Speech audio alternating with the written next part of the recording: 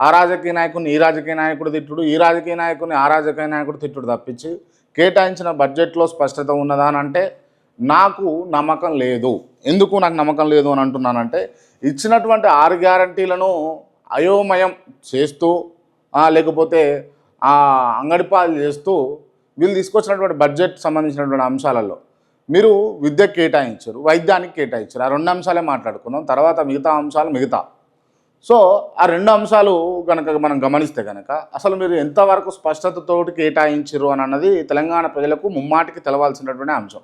ఎందుకు ఇది అడుగుతున్నానంటే, నిజంగా ఇప్పుడున్నటువంటి పరిస్థితుల్లో విద్యా వ్యవస్థను కానీ వైద్య వ్యవస్థను కానీ గమనిస్తే కనుక ఇప్పటికీ కూడా గవర్నమెంట్ దవాఖానలలో పురుగులు, ఎలుకలు, చిందెలుకలు, తిరిగేటటువంటి ఎలుకలు బెడ్లను కొట్టడం కావచ్చు, బెడ్లు సరిగ్గా లేకపోవడం కావచ్చు, నానా అవస్థలు అయితే ఉన్నాయి.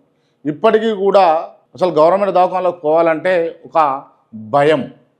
ఆర్థిక పరిస్థితి బాగలేకపోతున్నారే తప్ప నిజంగా అక్కడ నాణ్యమైన వైద్యము అందుతుందని అయితే ఎవరు పోవడం లేదు.